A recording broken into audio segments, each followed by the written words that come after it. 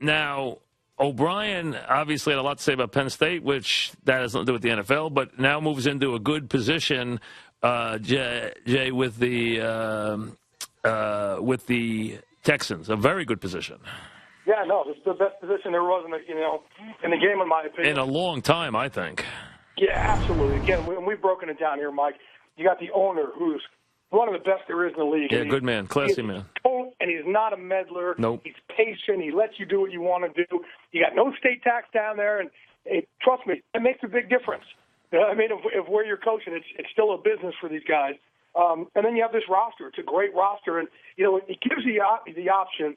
Well, first of all, the thing about O'Brien, why I like to hire him is I know he's an offensive coach, but he's also one of those guys with the type of attitude where you say, hey, I want my team to take on this guy's personality. It's not just an offensive mind. A lot of times owners, they get it wrong. They go, well, we want to get an offensive guy here. We want to get a defensive guy here. And, Mike, I don't know, I sound like a broken record on your show how many times I say that these owners should just get the right guy in for his personality, for that team to take on his personality, and so the team is a disciplined team. Well, there were so many breakdowns there this year, and this guy O'Brien, he was so meticulous with Tom Brady, and obviously the job he's done, you couldn't be thrown in any worse of a fire than he was at Penn State, and the job he's done. So it's I think it's really a win-win for both sides. I agree. I think it makes sense now. Lovey. Wait. Let me ask you this, yes, Mike. What would you do now? And I put this out on Twitter the other day. What would you do with that first pick of you? I would take Johnny Football. I think he's going to be tremendous. Manziel with that one. Huh? Yep, I would. I would take Manziel. I'm in Texas, first of all. You fill the stadium for 100 years, but that's not the point. I think he's the real deal. I think he's going to be a really good player. I would take him. I do too, but I don't know about number one because the pressure that goes with being the number one overall pick. And look, I know a lot of people say they can't let him leave there as an A&M star and go somewhere else and be succefful. That's the problem. Maybe you could trade out of the spot and trade down a little bit. What would you do? I do think the kid's going to be a stud. I think he's almost more electric of a Michael Vick than when Vick came out. What would you do? You know what? I think that's the one place that you could bring Clowney in as that pick, only because J.J. Watt's the face of that franchise. Clowney doesn't have that pressure. Could you imagine Clowney and Watts together? Oh, my God.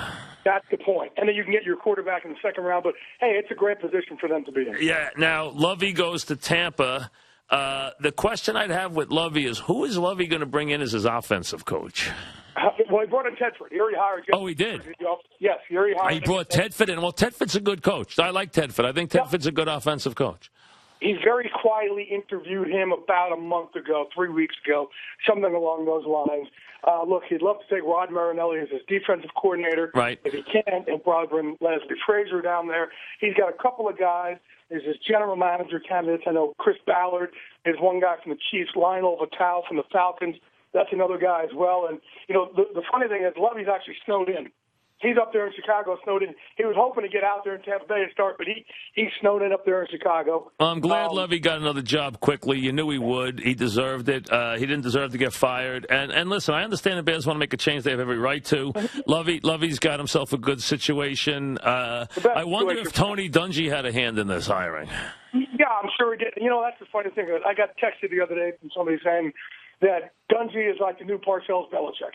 Everybody's trying to get, they're going off of what he says now. I know Jim Caldwell's starting to get hot again, and that's because of Tony Dungy. Yeah. He's probably the most respected guy in the league, Tony Dungy. Absolutely. Without a doubt. How do you not respect him? Right, I agree. They loved him in Tampa, so even though they ran him out of there, they still love him. So the bottom line Mike, do you remember, though, we brought this up maybe 3 months ago on your show, saying this is who they needed to hire. Yeah, you did. You brought you pegged Lovey for Tampa a long time ago. Absolutely true. You had Lovey going to Tampa 2 months ago.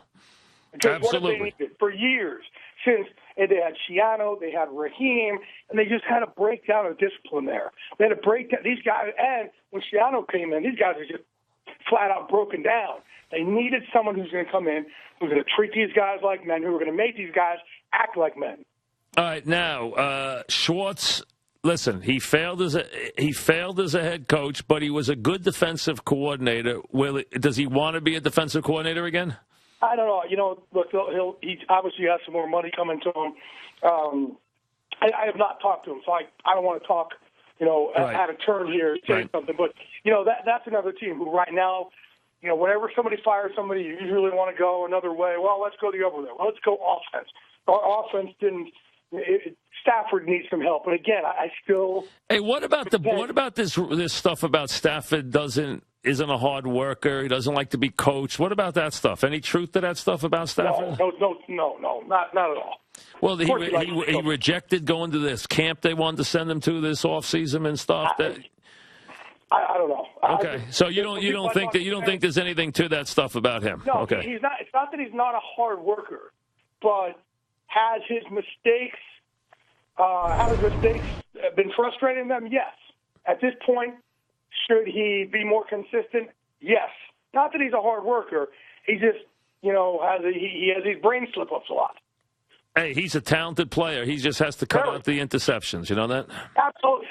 But again, they're going for an offensive coach per se, a Ken Wisenhunt, a Jim Caldwell, somebody like that. But, again, I think what they should be going for right now, forget which side of the ball. The only thing they need is discipline. That's it. They need someone who's going to come in and go, hey, you know what? It's not okay to throw that interception. It's not okay that you keep fumbling. It's not okay that we get 3 15-yard personal foul penalties again. It's just not okay. It's not okay to jump off stops.